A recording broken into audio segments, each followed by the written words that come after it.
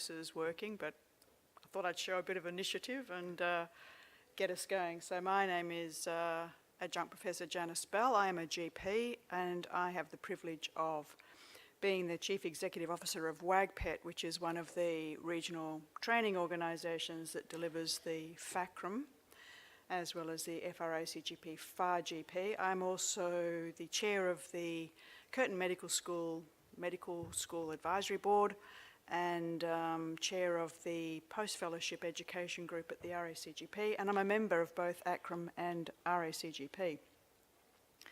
And we did a piece of research in 2017 where we followed up all the registrars who completed their training between 2010 and 2016. We wanted to find out whether, in fact, we'd had any impact in terms of their long-term career choices, or were they just doing what we wanted them to do while they were in the training program. And we particularly wanted to know because maldistribution is a very complex beast, as you all well know, and it's easy to say that because it remains an issue, then all the programs that we're variously running are not working. And sometimes that's actually not the truth. It's a combination of a lot of small programs that are making quite a significant difference, and the situation would be far worse without us. So we wanted to know, first of all, did we have any impact? Had they actually stayed rural? But more importantly, when we found out that they had stayed rural, why? Why had they stayed rural? And so there's a couple of things that you can ask yourself.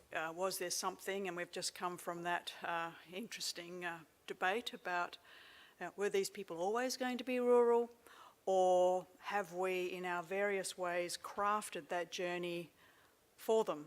And I think the answer is probably a little of each, but a bit like the results of the debate, it's about 80% crafting and about 20%, I suspect, some inherent characteristic.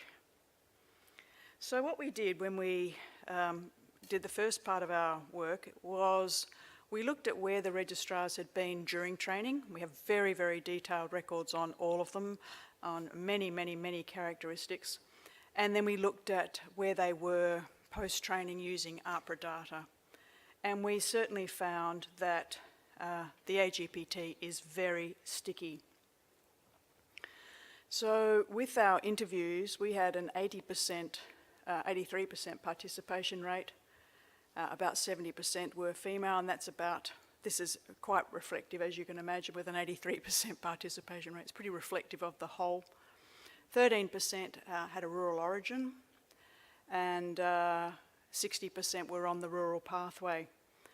I found this fascinating. 67% said they had a special interest or an additive skill beyond traditional general practice, and 88% of them were GPs still working in WA, which is pretty extraordinary because only 60% of the registrars who come into our program were actually trained in medical schools in WA. And so this is what we found, and it kind of does your head in a little bit, so I'm just going to go through this slowly. And I think the reason it does your head in is it's different to what you would expect.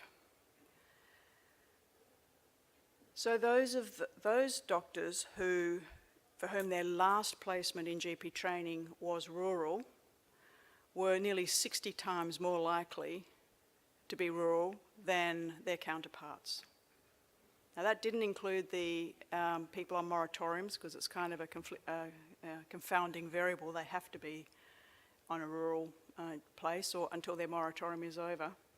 But this is the one that really surprised, I think, many of us, that GPs who were now working rurally, had done our training program, had been on the general pathway, so not obliged to go rural, although most of them do. They had no rural background. They were 128 times more likely to be going rural than people who weren't in that situation. People with no RCS were 50 times more likely to stay rural whereas those with RCS experience were nearly 4 times more likely to stay rural. So what we know is that there's something that the AGPT is doing that is additive to what is already going on prior to these doctors coming into our program. So what we found is these were the characteristics of those doctors who stayed rural. They were Australians and generally Australian medically trained. They did have a rural background and they did have an interest outside traditional general practice, so anaesthetics, obstetrics, palliative care, dermatology, family obstetrics. And for some reason the year 2012 was a very good year for us in terms of creating rural docs. So we got on the phone and we rang every one of these doctors, and most of them took the call, as you saw. And we said, why? Why have you stayed rurally, and also why have you stayed urban? And the reasons were the same, whether it was rural or urban, and that was job satisfaction, loyalty to the practice, and continuity of career. The loyalty to practice was really strong, and it sort of came out in things like, they really look after me. I can get time off, I'm still learning, people are still helping me if I get stuck. Some of the things we found interesting were that there's a lot of interest in medical education, and that's quite exciting for us. It sort of does really create that continuum that we're going to need if we have any kind of pathways into rural practice. And as I said, a very strong Australian medical graduate impact, which is, I think, a great credit to the medical schools and the rural clinical schools around Australia and certainly in WA. Our moratorium doctors, yes, some stayed rurally, but a large number returned to urban areas. So this is just another way of sort of saying the same thing, but the long and the short of it is the AGPT is very sticky. It is hitting the mark of Australian medical graduates. If you've done an additional skill, that is certainly a great factor in helping you to stay rural. And that's the difference. If you're on the moratorium, you're still likely to stay rural, but not to the same degree. So when I thought about this, I really thought that there were some key takeaway points. So what we know is that, at least with WAGPET, 34% of our fellows are working rurally. Now, WAGPET has a KPI of, while they're in training, making sure that 40% of all our training weeks are done rurally. So 34% post-training is not too bad, I think, as a result.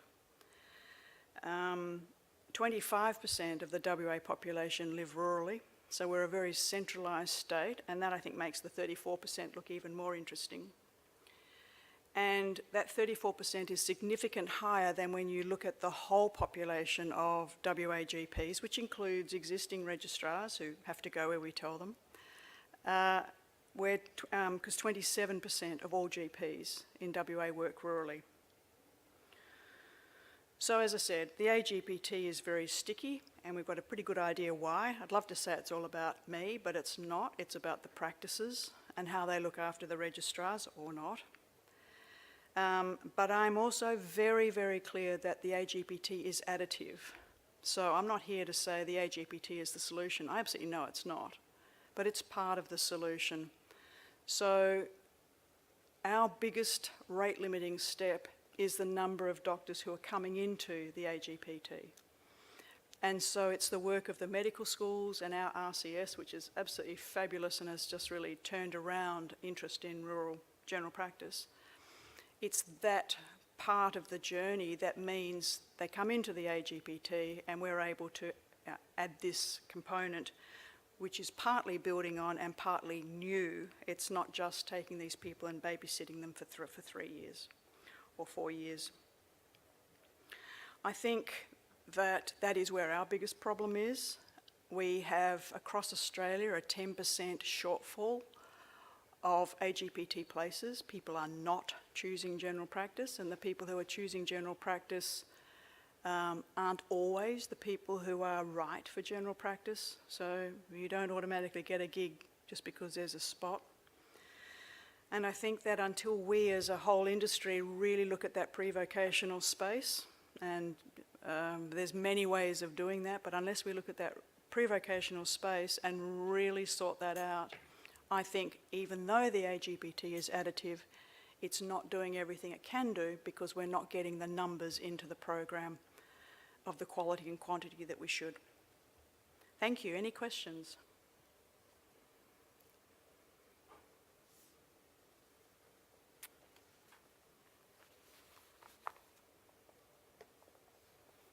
So in your research section, you said that the role of RCS is important. Yes. But if we go back to the research, Yes.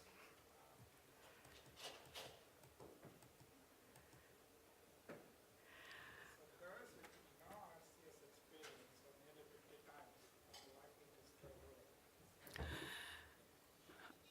I think it's important to recognise that the RCS does a lot more than simply in a linear fashion mean that someone who does an RCS placement, you know, jumps on a train and ends up being a rural GP some years down the track. The things that it's done for us in WA are far more systematic and systemic than that. So first of all, as I said, they've made rural general practice and rural practice sexy.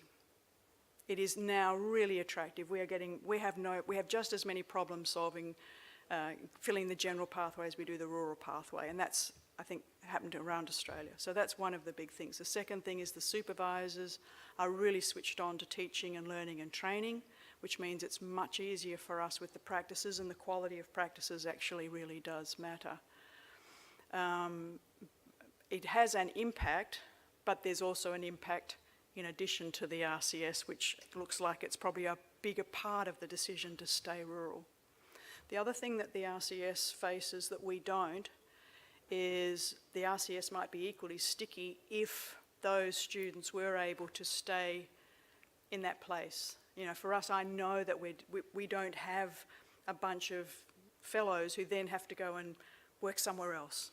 They can actually stay in the practice where they trained. So that continuity, I think, is really important.